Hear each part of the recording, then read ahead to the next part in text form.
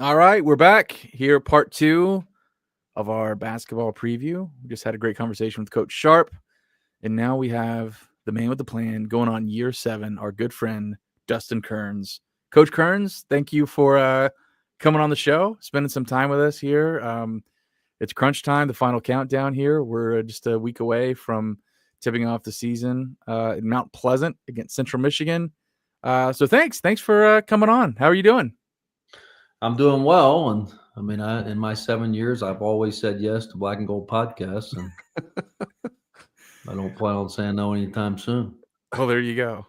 Yeah, we always So, say that is this? crossover. Can people are just going to hear me? Do I need to smile? Is this something No, they you can don't have see to right smile. now? If I had to smile looking at AJ after all these years, we'd be done by now. So I can just okay. So this is just Yeah. a audio thing. When we ask you a question and you don't like it, you can give us the look, and then we'll just move right on. Yeah, just give us the finger and just keep going. You guys can ask anything you want. Okay. Well, what I want to ask is because every year there's a new roster, there's a lot of new turnover in this day and age. I want to know so far, how have practices been going over the last few weeks? Yeah, and I think that one thing that I've tried to do a little differently this year is we've kind of started practicing this summer just to kind of evaluate things at an earlier um, stage and kind of knowing what we may have to know what tweaks and things we have. So now we haven't practiced a lot this summer, but we kind of played live for 15 minutes a day from time to time, which is a little bit abnormal for me, because it's such a long year. You try to kind of just do some install things in the summer, but practices, official practice has been going well. We've had 2 closed door scrimmages. Obviously, I can't really speak on those out of respect to our opponents and keeping those closed. However, we've gotten better, and we've got a really good group of people. I think that sometimes it's when you're dealing with young people, sometimes it's just, but we've got high character people. We've got keep people that care about the team. And I know sometimes that stuff's cliche-ish, but we do have a group that genuinely, knows they're part of something bigger than themselves, and I feel really good about those things. We asked the fans to give us some. We have a mailbag satchel, but mail satchel. We don't call it a mailbag. We call it a mail satchel. Every week.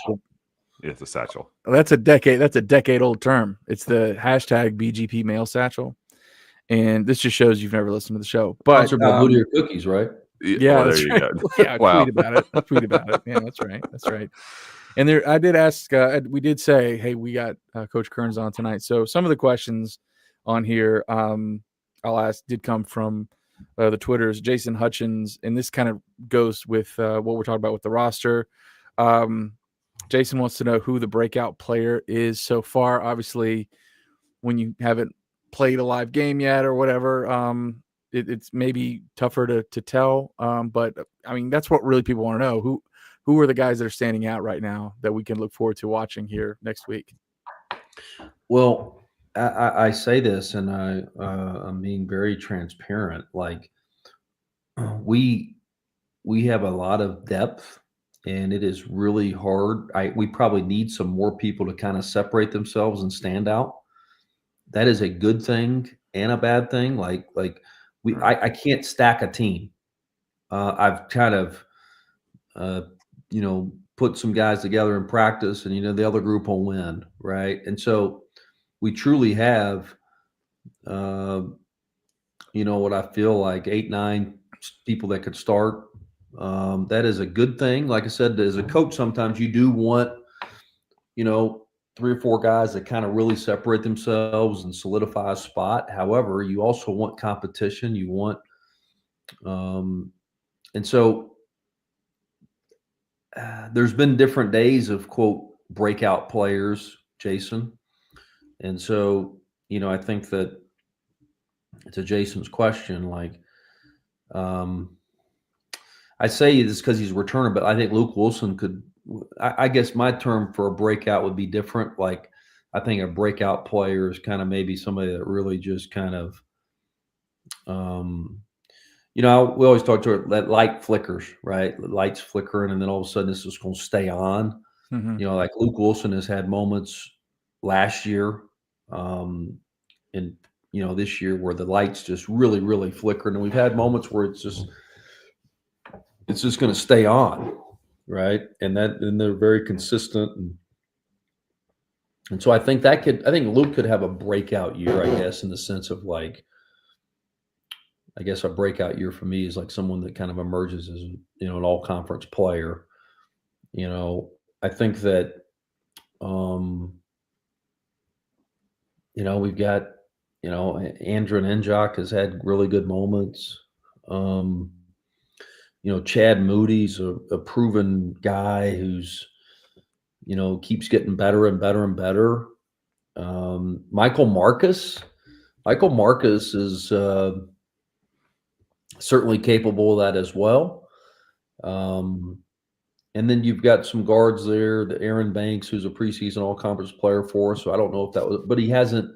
Our challenge to him is he hasn't been an all-conference player, and so Kaysen Jennings from South Florida. I think Alonzo Dodds is solid as a rock there. So like we've got some candidates. I think a sleeper could be Jason Clark.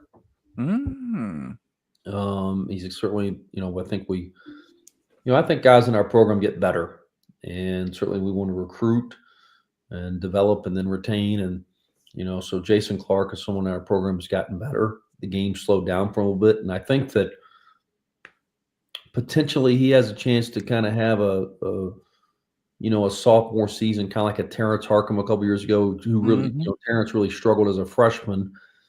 And then sophomore year, really kind of things slowed down for him, got a little more comfortable, and then obviously had a breakout year as a junior year. But Jason Clark's, I think, is going to have some big moments for us this year. Jalen Todd's a proven player. Jalen Todd's had moments in practice.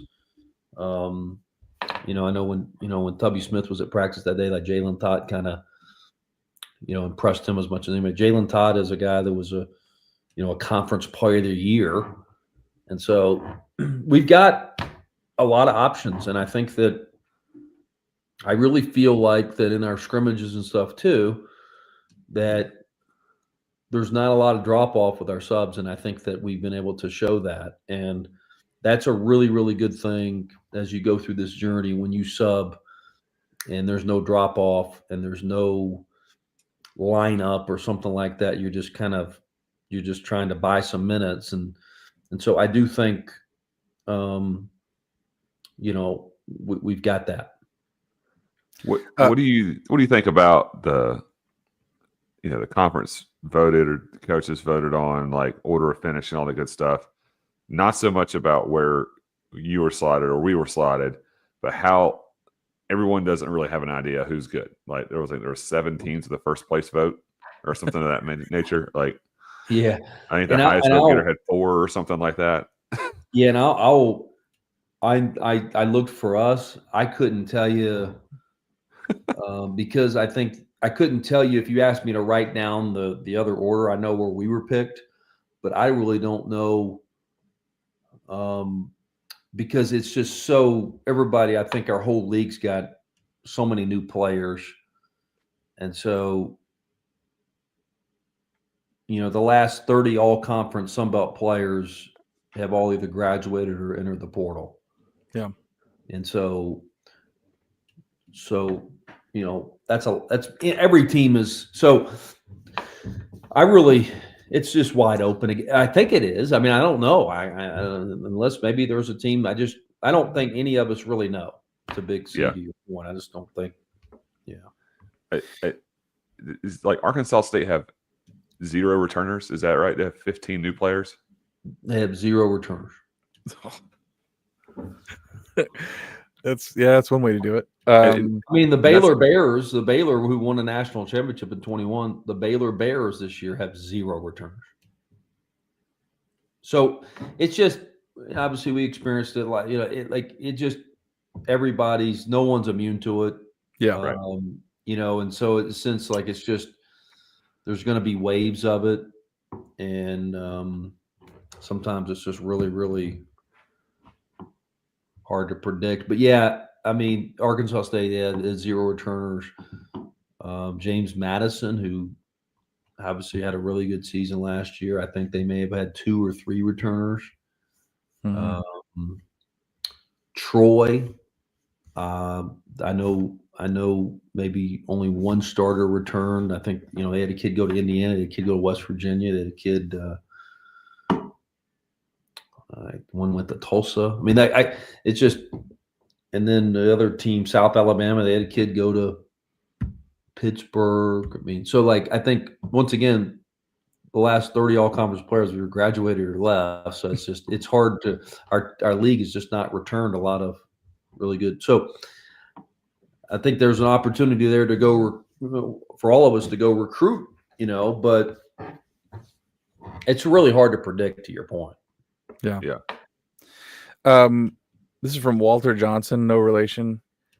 What is the most important area to improve on from last year to contend for the Sun Belt title? Yeah. We've got to create more possessions. Okay. And so, how do we do that? Right. And so, but we have got, when you find yourself in the Sun Belt in a lot of close games, right?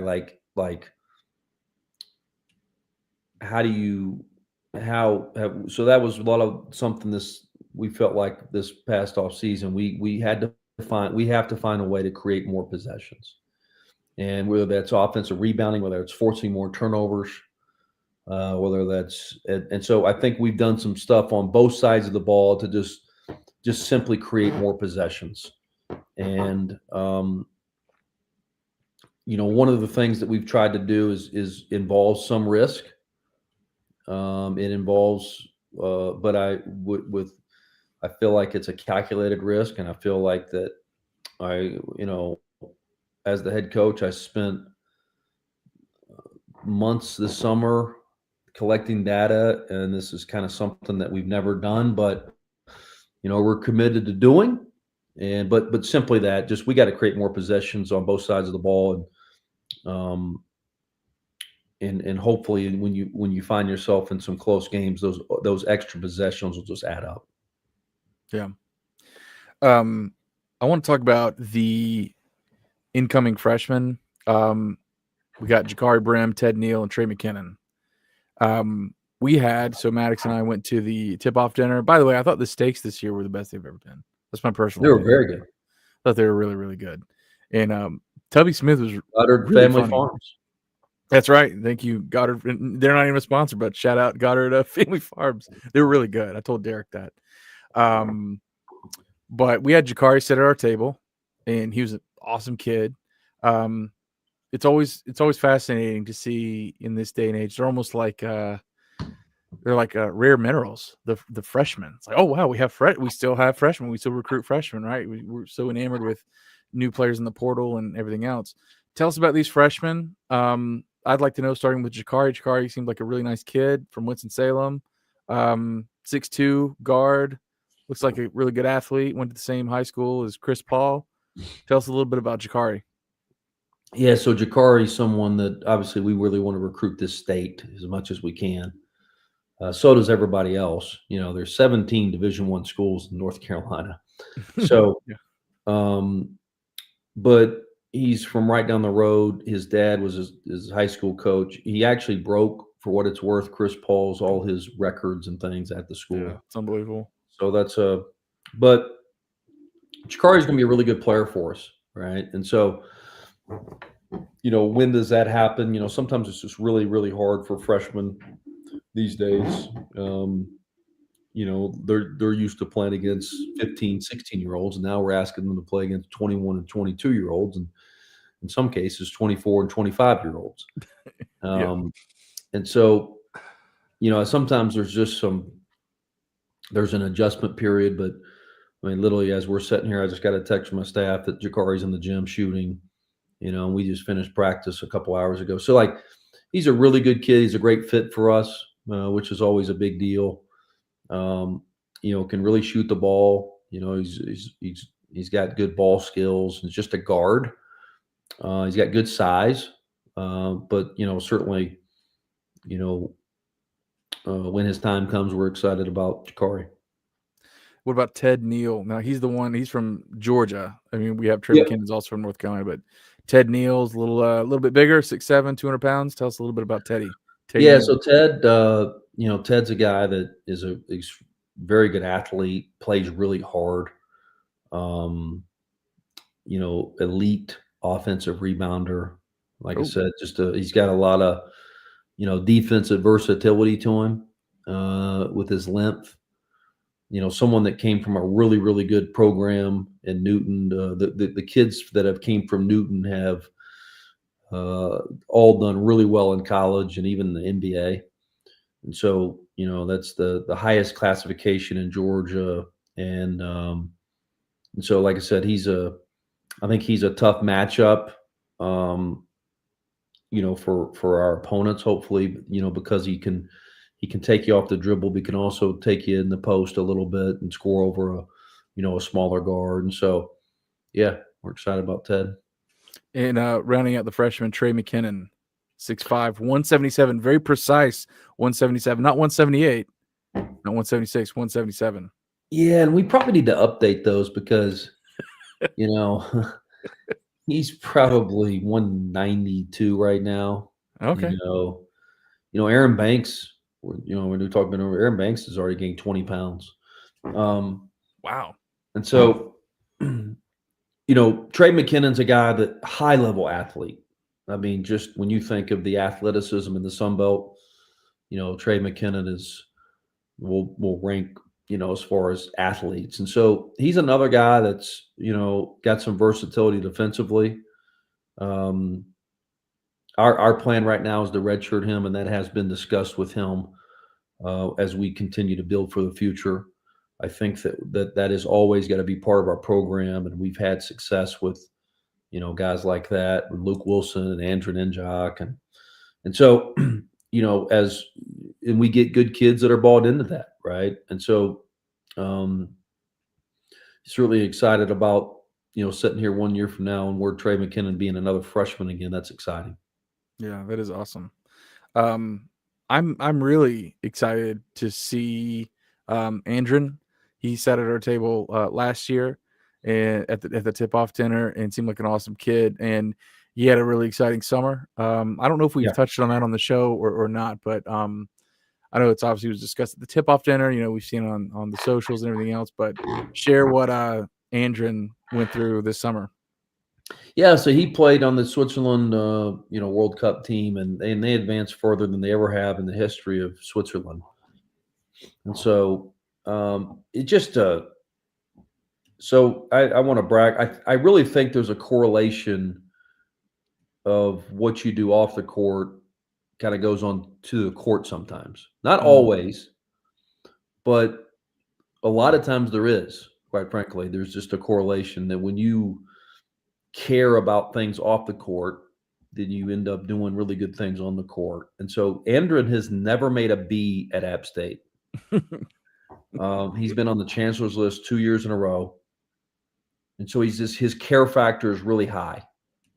I don't ask those guys to get straight A's and B's. I simply ask them to just do the best they can.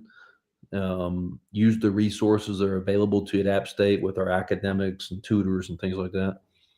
He just cares. And so I think that when you have that sort of care factor, that it carries over to on the court of just caring. You caring about being in the right spot defensively. You care about communicating. You care about, echoing a call of an out of bounds play. You care about learning the play. I just think so Andrew is just solid. The one thing that I would say about him, and I've described this, is he's not a guy that's going to hit a bunch of grand slams, but he's going to hit a single or a double every time he's at bat.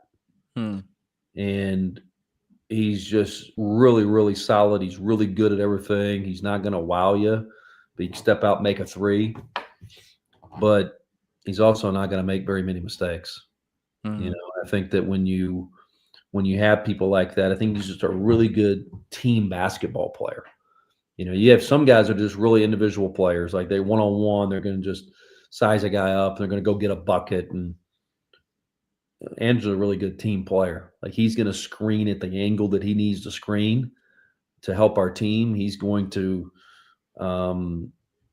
communicate about a ball screen defense. Like he's just really, really solid in everything. And so we're excited about him. This leads to another question from Steve Brooks here, because we just talked about the true freshman. Andren is a redshirt freshman, obviously last year redshirting. How do you and your staff allocate time, energy, part of your strategy between the true freshman and the immediate needs in the portal? You talking about in the spring? Yeah, just overall. Yeah. Yes. Yeah. Just building your roster. We our freshmen get a lot of attention because they're people that have already chosen App State, and we take that very seriously. Like for example, guys at redshirt, like they are getting extra workouts. They're getting extra time from our coaches because I always tell people we the most important people that we have are the people that have already chosen App State. Yeah. And so we that's part of our retention too, is, really, putting time into their development. And so we have, like on game days, the guys that are not playing, our assistant coaches work them out extra. Our strength coach works them out. So we're just they can never not say that, man, we are just pouring into their development, pouring into them getting better, in a weird way, like we almost give them more attention. Right. And so, something that people's college careers I take pretty serious, right? Yeah. And so, because you only get one of them. And so, I always tell guys like, hey, like, I'm never going to waste a year of your career. Yeah. And I'm going to take that serious. There's some coaches that could care less. It's just like, hey, like, I'm going to keep you over there, and if I play you 3 games, I'm going to play you if I think that, I'm not that way. Right. And so, so I think that, a couple of years ago when Xavier Brown got hurt, towards the end of the year, he could have came back, like maybe the last 3 or 4 games. And he's able to play this year at Dallas Baptist because the decision I made that I wasn't going to waste a year for those last 3 games. Right. Yeah. So people can say whatever they want. Like I make decisions for people's careers, and with somebody like Trey McKinnon, I think that his basketball is ahead of him. And could he potentially play in 7 or 8 games this year? Maybe, right? But I don't think that's worth the year. Yeah. And so we give those guys a lot of attention. Yeah. Now, as far as recruiting and balancing, like we need to have X number of freshmen from high school versus now we need to fill. I mean, look, we're losing CJ Huntley and Miles Tate from last year. Newsflash, those guys are really, really good. So you can't replace those guys with 18-year-olds, to your point, Coach. So how do you going forward? I mean, has that changed over time, how you approach? We need to make sure that we have a nice flow of X number of incoming freshmen from high school and pay attention to them. But we also have immediate needs that we need to plug today. 1,000% it's changed, right? And obviously, none of the 3 of us didn't make the new rules, right? But the rules now are the rules. And so, I'm very transparently, like here in a couple of weeks in signing day, you're not going to see us sign anybody. And so, I think as we've tried to evaluate, the Sun Belt, evaluate App State, I think that we have to get in, recruit guys and high school guys, and we value that. I just don't know if we can do it every year. And so as we redshirt, a Trey McKinnon this year or somebody else, right? And I think the other aspect that I think is you got to look at too is, let's say hypothetical, because I felt this way last year because we signed 3 high school kids early, and we've always signed, the year before we signed Michael Marcus and Jason Clark, and once again we still value the high school kid. But last spring, because of signing 3 high school kids early, I didn't think we could take a transfer freshman. I didn't, we were involved with an SEC transfer who maybe we played in 3 games. In fact, that was probably, I think, the stat, right? Well, somebody that we felt like was a really talented player, but it was hard to take a chance on him because of having 3 high school kids. And so without signing any high school kids this fall, we're going to allow ourselves in the spring to have that flexibility. Yeah, okay. And I think that it's easier said than done on paper, but just as we as coaches and myself have really did a deep dive into how to build a championship roster in this league, I feel like moving forward that, the high school route is probably something that we're going to look at doing every other year. But I think just going that route every single year and then hoping to redshirt and develop guys, I just think, presents some challenges doing it every year now.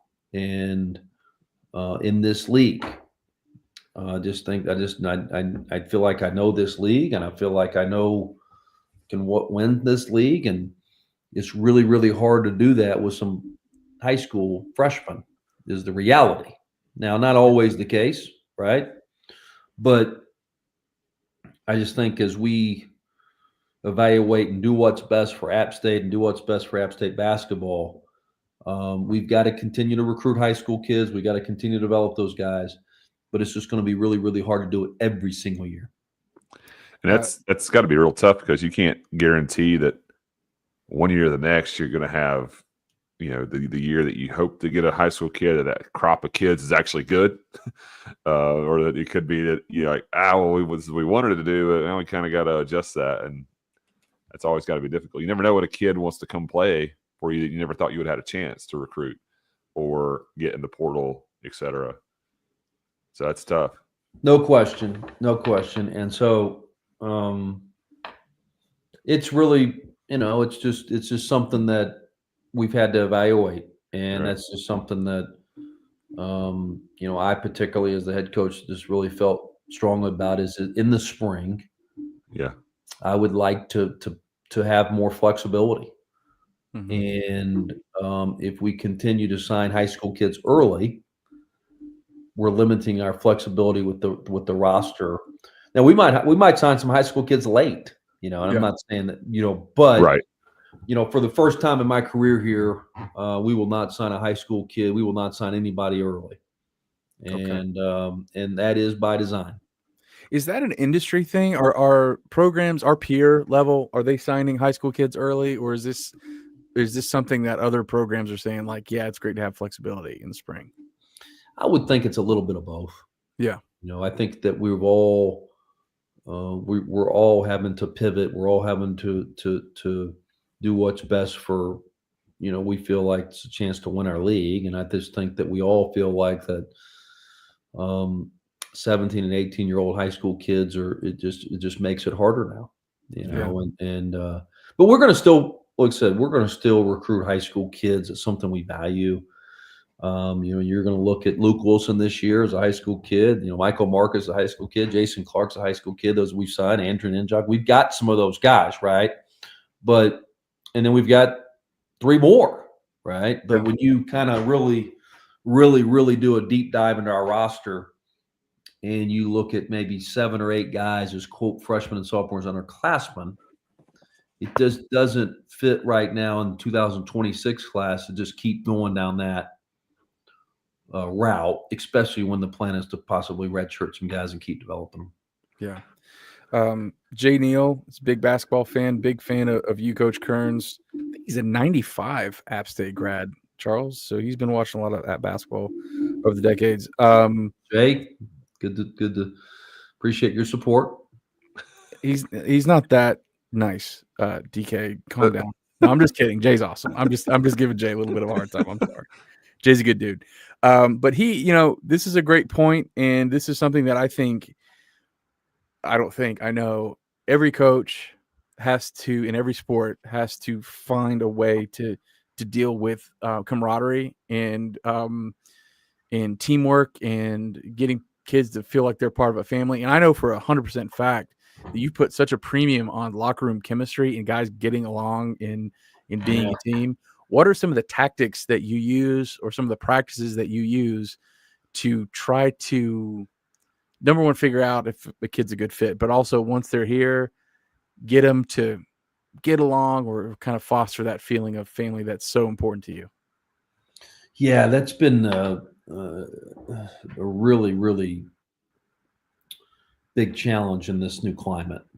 And I don't think that any of us are batting 1,000, right? Like the kids and the coaches, they know the answers to the test. Yeah, that's right.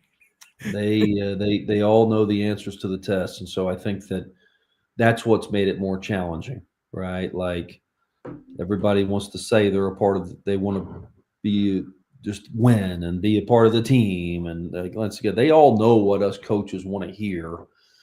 I think that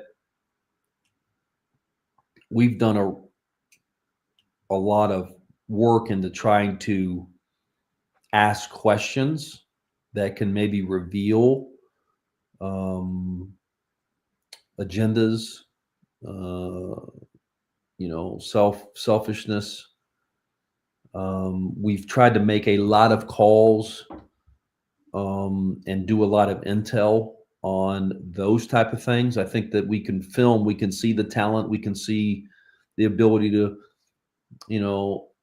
make plays off the dribble or make plays off the bounce or off screens. And I think that, but we try to do a lot of conversations, a lot of talk into, what's their makeup, how are they motivated?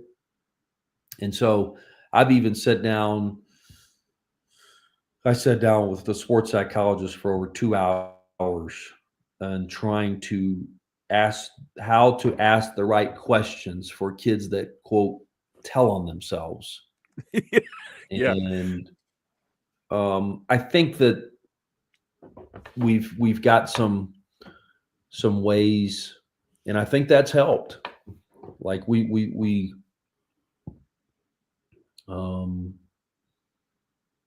like, hey, how did Maddox's football season go this year?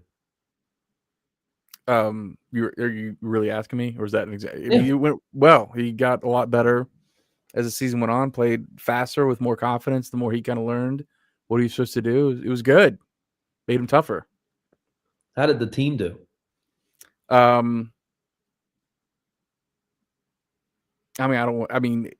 Struggled in some areas. Other areas we did okay. Defense played really well. Defense had a hard time blocking a little bit on the offensive line. They need a new offensive line coach, which is me.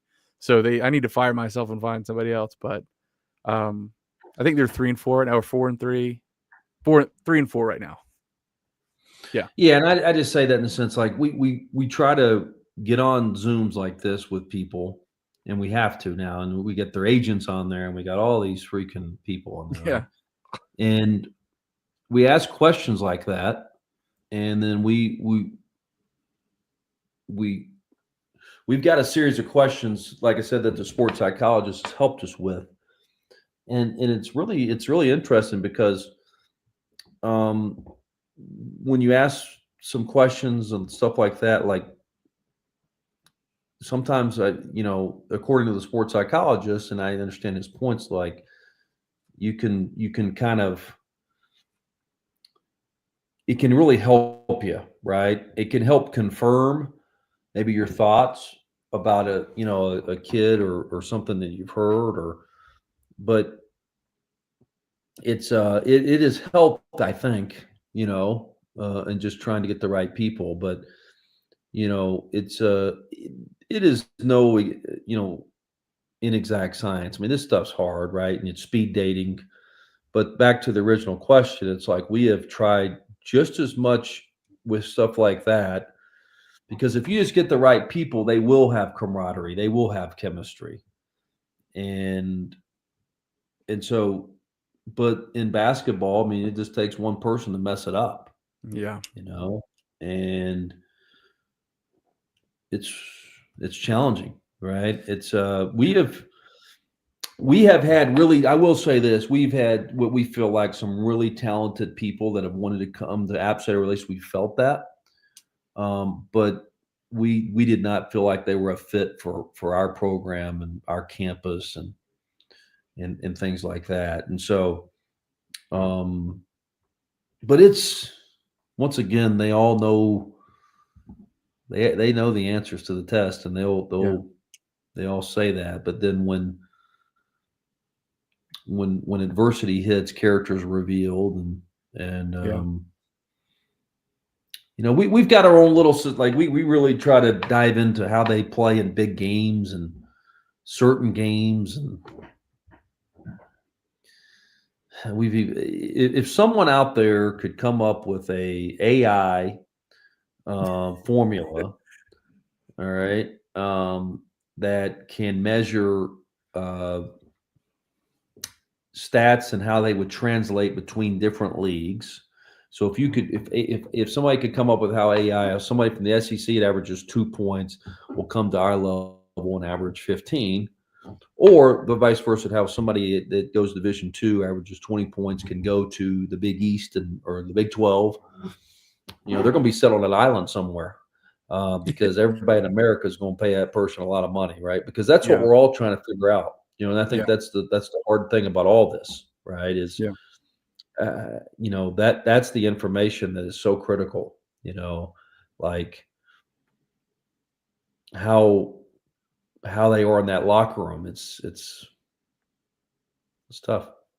Yeah. So we're trying to, I like how you took accountability with the offensive line as a parent. So that was a good answer. There's way better offensive line coaches out there.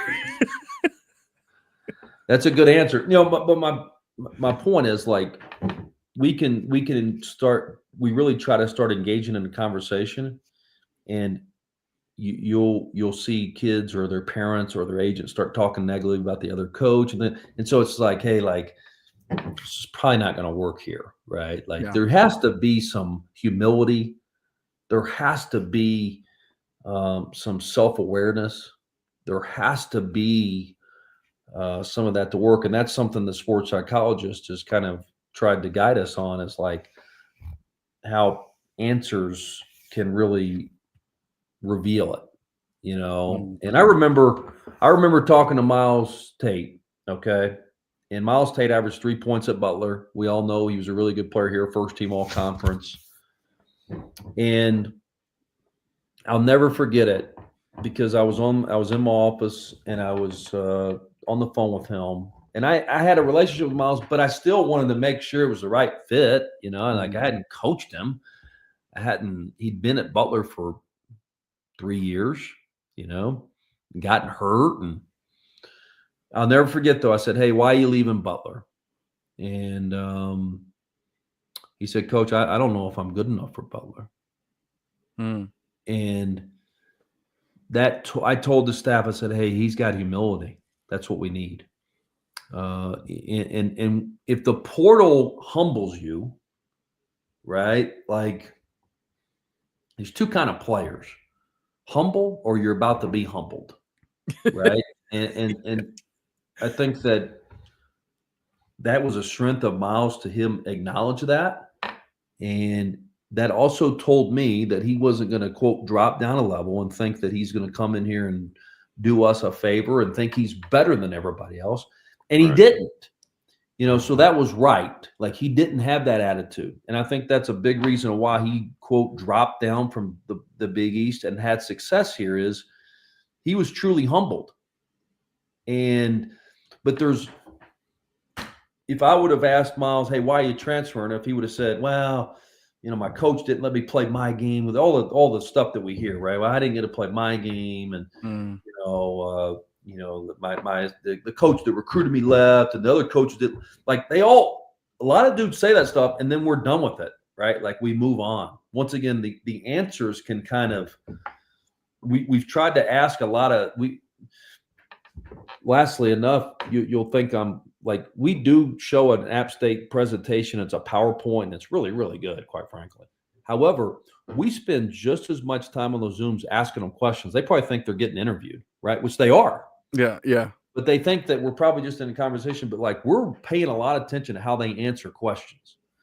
And I'll never forget, like I said, Miles said that, and I told the staff, I was like, let's go get him. Like, he's been humbled, and that's what we want. We want someone that is going to work. Because if you're humbled, like, you're going to get back in the gym, you're going to work, like you're not going to make excuses and things. So it's a challenge. To Jay's question, Jay, I don't know if I have an exact answer for you, but we're trying. I mean, I've just seen you and heard you. We've had conversations about how important it is to find the right fit, like personality wise, attitude wise. And I was actually going to ask you, and you already answered it. Have you ever come across a player that was a really good player, but and probably would have accepted an offer to come, but you just had kind of a feeling that personality wise, attitude wise, Happens all the time. Yeah. All the time. You think you're good at fleshing that out and having a read for that? Once again, none of us are batting 1,000. Like, it's hard, right? But like, Yeah. we've gotten, I think, better at it because we've kind of seen the warning signs. But I think, to your point, let's look at college football right now. Okay. Vanderbilt, Indiana, Georgia Tech. Have they went out and got the best talent, or they got the right fit? Yeah, Got the that's right fit. That's Yeah. what I'm fascinated about, right? Going back to our team this year, after being around these guys since June and having 2 games, we got the right fit. We got I don't know. I think we got some talent, right? But like, I think we've got really good fit for us, right? I don't know everybody else's talent. And obviously sometimes that, supersedes that. But I'm fascinated with like the all college sports in the sense of like right now with college football, Vanderbilt. There's no way they have way more NIL or than a lot of these teams. They got the right fit, right? Indiana? Are you kidding me? There's no way that Oregon, but like they got the right fit for them, right? Like, say what you want about the guy, like he's good. And then Georgia Tech, like we could keep going, but like you've got to quote a lot of blue bloods right now in football. Clemson, Florida, LSU, Auburn. Guys, they got the talent, they got the money. Yeah. Texas, but Michigan, Wisconsin. I mean, I could keep going, but I'm kind of fascinated by it because I always try to look at like what's the why, right? I just think that I've read a lot recently about Vanderbilt football. I've read a lot recently about Indiana football, and because I'm trying to find I'm trying to learn of why they hit, right? And why they hit on their personnel, because they don't have the talent or the resources that some of these other schools, but they're beating them. Yeah. And I really it goes back to the confirmation of what you and we're all talking about right now, which is fit. Yeah. I want to ask about, now this is totally, I'm taking kind of a left turn here. This doesn't have anything to do with basketball really, but I need to ask about Jason Clark, because the way that social media and you guys in the video position him, like he almost is like almost like a mascot. Like that dude's got some sort of personality that we haven't seen yet. That's front and center because he didn't play a lot last year. I don't think he hardly played at all. But well, there's and something that I see Jason's little things pop up that you make comment. Not you personally, but they're little people they're picking on him through the camera. But you only do that if the guy is dishing it out and also being kind of a clown. Yeah, I think clown's probably he's not a clown. He's a not in like a yeah. like Well, a class clown. I'll start with here. One of the reasons he didn't play a lot last year is we had playing behind Miles Tate, and I didn't. That's tough. Really. When Miles needed a sub, I just called a timeout, right, and that was his sub. When CJ needed a sub, I said, like, when he told me one time, he was like, "Hey, can I get one?" And I said, "I sorry, what'd you say? I didn't understand what you said." And by the time that the buzzer sound, so he couldn't sub, right? And so, I was like, "Oh, you wanted a sub? Oh, yeah. Sorry, well, we got a media coming, media timeout coming." So that was part of Jason Clark. I mean, he's playing behind first team all league guy. But he had a really bad ankle injury against William and Mary that just kind of set him back, right? And he's a freshman. Yeah, so for sure. It's hard, right? You take the biggest growth from freshman to sophomore year. But I think Jason's got a really kind of just good personality. He seems like a funny guy. That's what I'm trying to get at. He is funny. He's funny, and you know what he likes? You know what's good about it is he lets you kind of he really handles people busting his balls well, right? Yeah, like, that's what I'm saying. Yeah, like he's good about that, which I think's always is, like he's got some. He's not afraid to kind of make fun of himself, and you can make like so. That's you're spot on with that eval. Yeah, I'm just saying, like, there's certain ways that the videos are portraying and the different players. Like, you can just tell he's a character. You can just 100% take it. Chad Moody fancies himself as a pretty smooth guy. He thinks he's a cool dude, and Michael Marcus is very eclectic. He's got a taste for the finer things, and he's kind of a Renaissance man of sorts because he's the guy. He plays the piano, right? He's the one that is musical. He does everything. He does everything. That's right. So I enjoy server at L House next week. He does everything. He does what now? I said he does everything. He might be a server at L House next week. Like he does everything. Well, there you go. But yeah, I got my ear to the ground with stuff like that. I'm just keeping my eyes open. But Jason, I've just noticed over time. So I know you probably don't want to reveal a lot of stuff. If you don't want to talk about it, it's okay. But like, can we talk about like who's maybe running the one, maybe who's playing two? Like, can we talk about that? I don't mind talking about that. Okay. So part of the roster construction, I think that is, just something that I, felt strongly about this past year is we really went away from wings. Okay. So we kind of have all of our guards are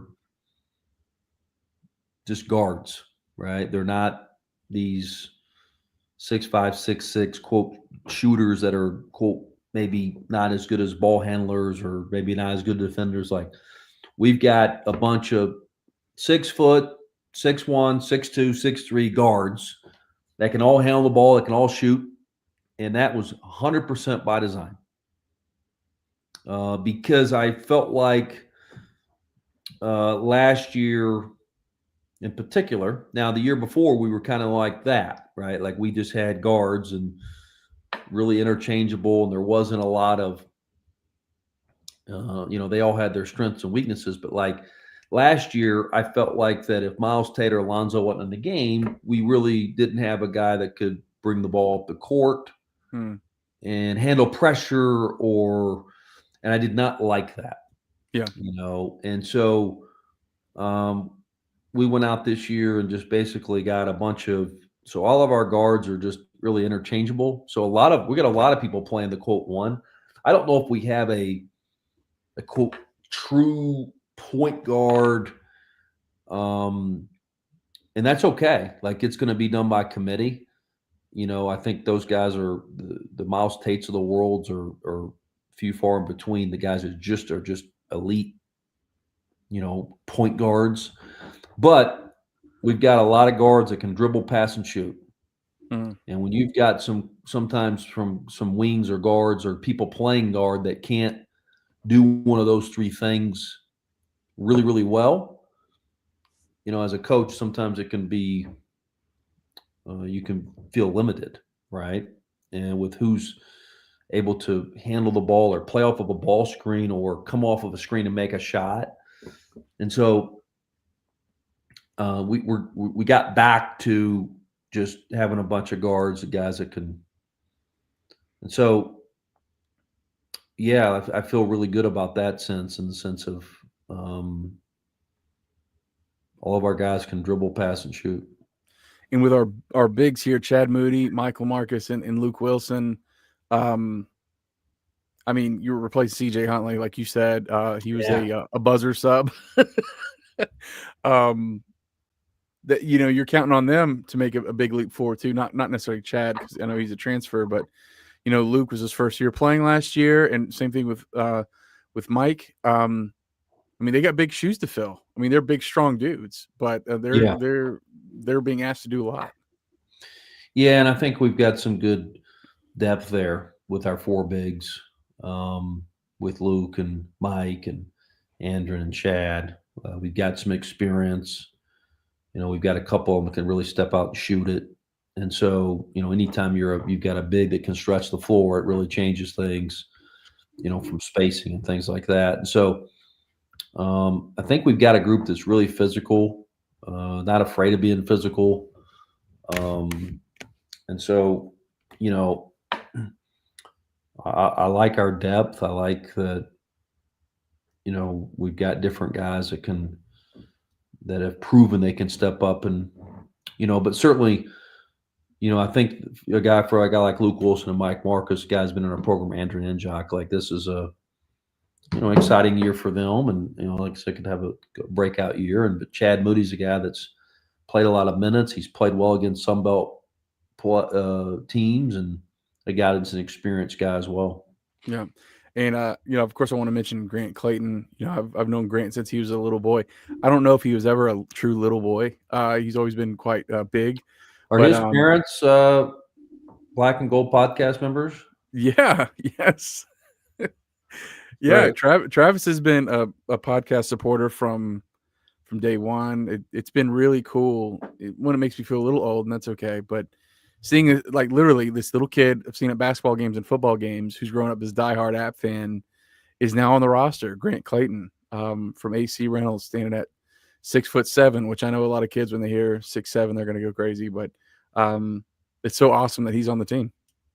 Yeah, listen, Grant is a guy that we've identified a long time ago, and certainly we've never been able to really get a preferred walk-on that had some size, and when got to know him and his parents, and really recruited him hard to be a preferred walk-on for us, because those guys are very critical. And my staff kind of makes fun of me sometimes, like we recruited him hard. I recruited him personally hard, and people think, well, whatever. Like I wanted Grant Clayton a part of our program, and I was thrilled. I remember when he committed at FanFest the year before, and like just he was a guy that certainly had some other college yeah interest. For sure. And but with this, I like preferred walk-ons that either get it, they want to either get in coaching, or they have an App State tie. And those are the two things that are, for me, you kind of have to do one of those two things to be a walk-on for us. I just think that if you want to get into coaching, that you kind of have a perspective and you're willing to do what's best for the team of life, or if you've got an App State connection. And so those are the two criteria that we've had. One of those two, right? Yeah. And so Grant is an App State guy. And we are thrilled. He's doing a great job. He's doing a great job, and I've never recruited personally as the head coach. I've never recruited a walk-on harder than him. That's awesome. And I don't know, man. I'm partial. I'm super biased because I know his mom and dad, and I just know that kid's a diehard Mountaineer. And to see that, and of course, I got a son that plays sports too. So like, I project out and go, I knew him when he was, my son's age, and now look at him doing something that he loves. It's really cool. So now you support my theory of one of those two boxes you have to check, right? 100%, yeah. And like Bryant Green. Yep. Didn't want to get into coaching, but App State guy, right? App State family. Well, he's a great one. He was a great walk-on for us. Yep. So once again, that's kind of my philosophy. You've got to have deep love for App State, or you got to be a guy that wants to get into coaching. Now you got a guy like Andrew Muse that was both. Yeah.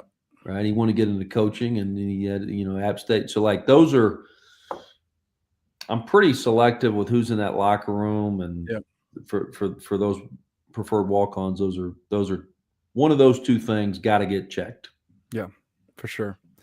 Charles, I'm going to ask a movie question here in a second, so I don't want to swallow up all the basketball X's and O's or roster questions. I don't know if you had anything left. Movie question? Mm-hmm. Charles, you got anything? Big C, what you got? Go ahead, AJ, with the movie question. I can't wait to hear what it is.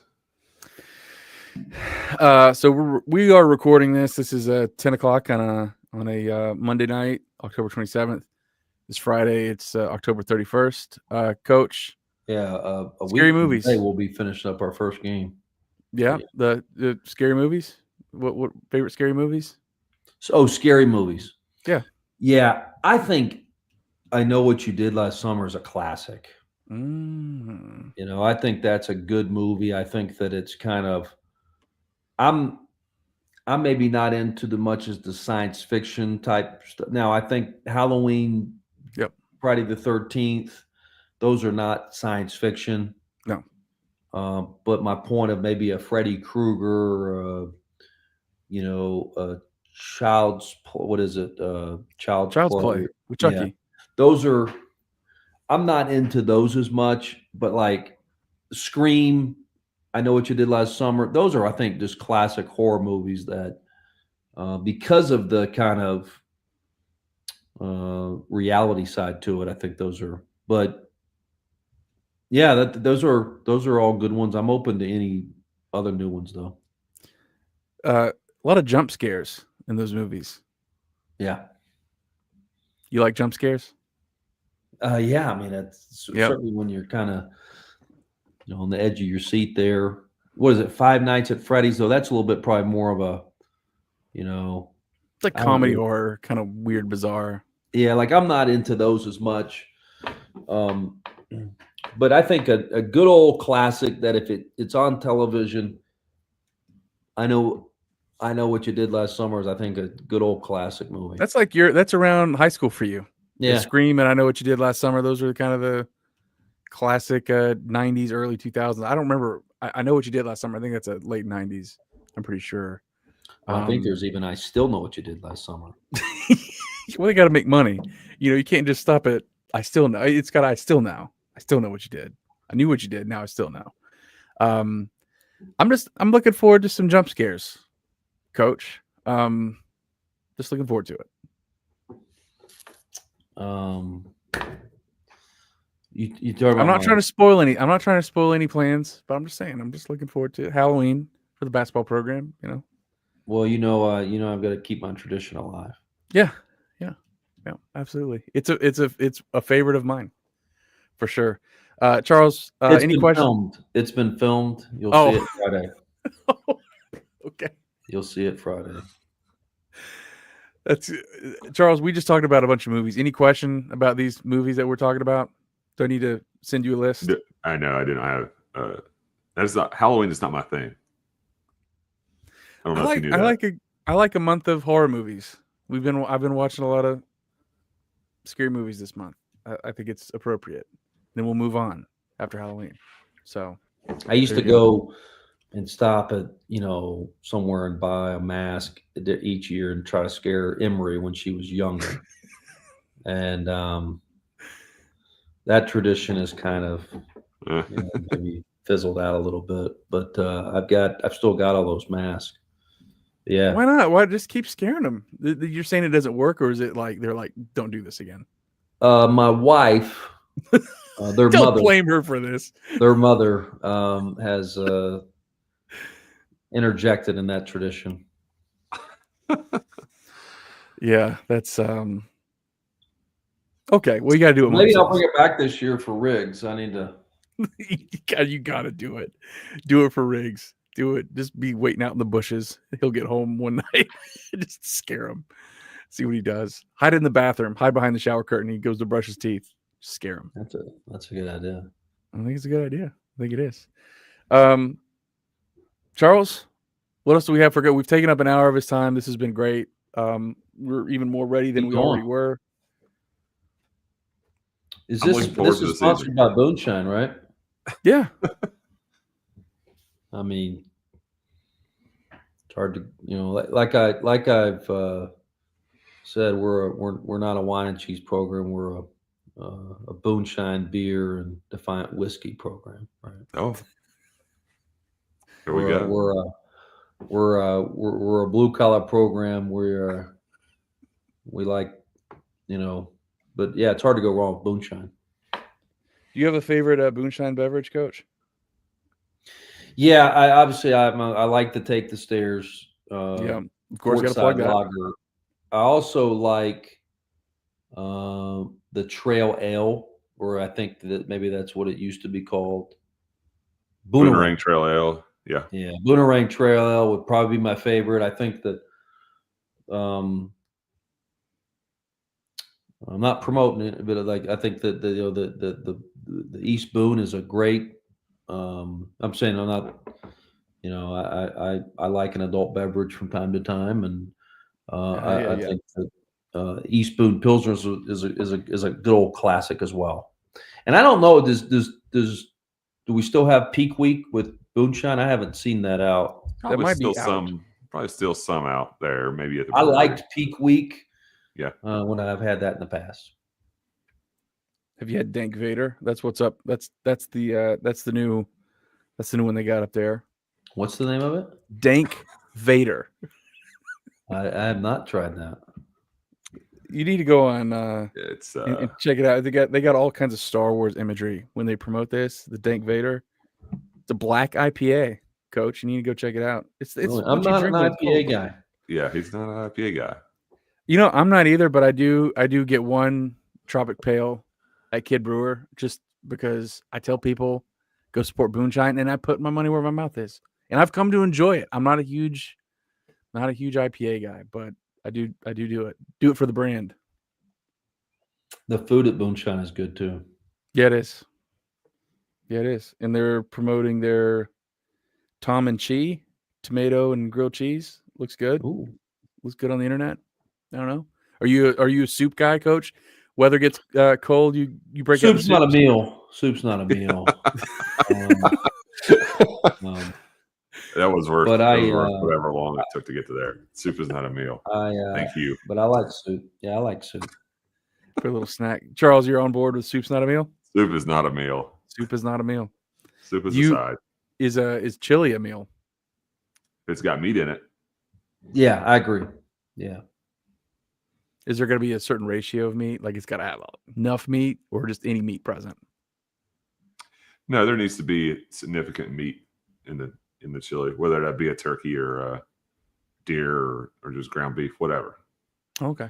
I completely agree with Big C. If there's a significant portion of meat in a chili, and you add the cheese and the crackers, it can definitely be a meal. What about chicken noodle? It's not a meal to me. It's what you eat when you're sick. Yeah. Okay. I like chicken noodle soup, but it's just not a meal. Yeah. Okay. Understood. You always need something more, like an hour and a half later. Yeah. I'm not a big soup guy, so I'm on your line of thinking. I'm not a big soup guy, so I agree.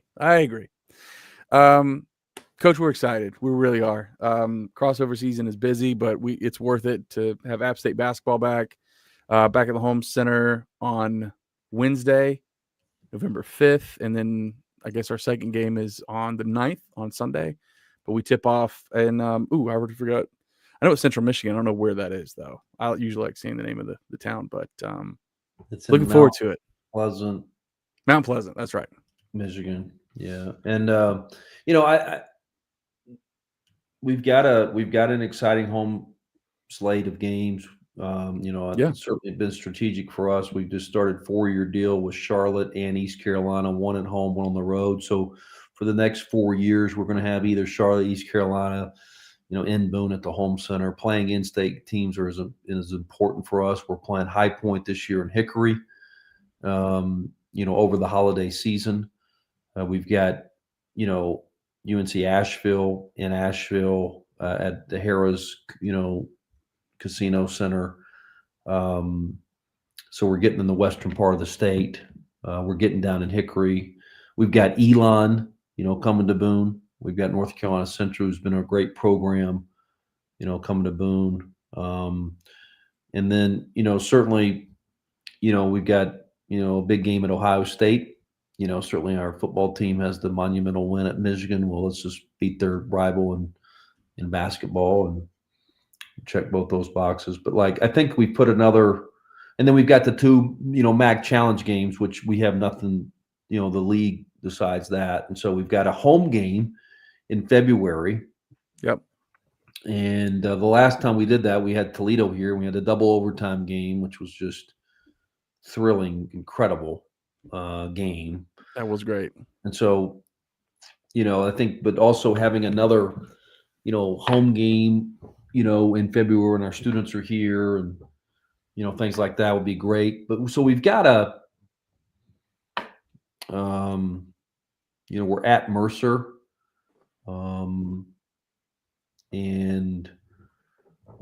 Certainly, so we're at Dartmouth. So we started a series with Dartmouth. So Dartmouth will be in Boone next year with North Texas. Oh, okay, cool. And, because we played at North Texas last year. Yep. And so next year we've already got East Carolina, North Texas, and Dartmouth coming to Boone. Nice. So, it's a good thing, right? We're 25-4 the last 2 years at homes. And so it's really hard to get people to come. So one of the best ways to get people to come there is we go to their place first. And that's certainly like North Texas and Dartmouth. So it's kind of like draft picks. We've stocked some good home games. Yep. Down the road, as we always are strategic for the future. But once again, I think the Charlotte ECU 4-year deal, rotating was 2 big strategic things that we wanted to do. We're trying to play in Hickory every other year. Mm-hmm. Hopefully this year somebody doesn't go Steph Curry on us like they did a couple of years ago. I've already forgotten that kid's name, but yeah, that was Josh miserable. Banks. Yeah, credit to him. He went Steph Curry. Holy cow. I knew you'd remember his name. I turned over to, we didn't lose very much that year, obviously, right? And so 5 times in the regular season, and I turned around to the staff and I said, "Hey, how many has he made?" And I'll never forget one of my assistants goes 7. And I was like, look up, there's 7 minutes to play in the first half. And so hopefully somebody doesn't go Steph Curry down there in Hickory again. Yeah. But, High Point went to the NCAA tournament last year. They've got a really good program, but we're playing them there in Hickory this year. And so expect another, and that's strategic around the holiday. So playing in Asheville around Thanksgiving, playing in Hickory around Christmas, all of that stuff's strategic, to try to give our fan base and alumni, those opportunities to see us play. And so, but we need to keep making homes a home court atmosphere.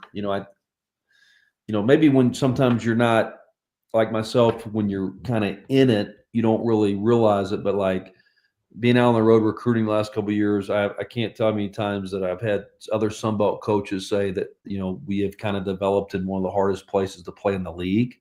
That's awesome. And so I think that it's because of our students and fans have truly created this atmosphere. And so, once again, sometimes when you're kind of in the middle of it, you don't maybe realize that, but like, I think we've created a place that's hard. You've got to come play really well. It's a hard place to come get a win. Yep. Jay Neal's probably going to be at that. Yeah, no. What were you going to say? I was going to say Jay Neal, who asked that question earlier about what you do to kind of like get chemistry up and going in the age of the portal. He's probably going to be at that East Carolina game. He lives out there, so just be on the lookout for Jay Neal on the eastern side of the state. We'll tell Jay to get in touch. Have you get in touch with me, and we'll leave him some tickets. There you go. Hey, Jay, don't ever say I didn't do anything for you. That'll be cool. But yeah, it's a great schedule, Coach, because like, you try to make, when you're intentional with something, I think sometimes it can show through, and I like what you've done here, especially with trying to get as many folks in North Carolina to see Appalachian State play. I mean, you've done such a great job. So, man, we appreciate you coming on here and chatting with us and getting us ready for basketball. Always. Let's do it again at the end of the season, which means that we're doing something well. That's right. Absolutely. All right. So I'm going to wrap us up here. Yeah. Thank you, Coach. Thank you very much, as always. So if you made it this far listening to this episode, thank you so much for listening to this episode of the Black and Gold Podcast, sponsored by Boonshine Brewing Company. And until our next episode, go Apps. Go Mountaineers, take the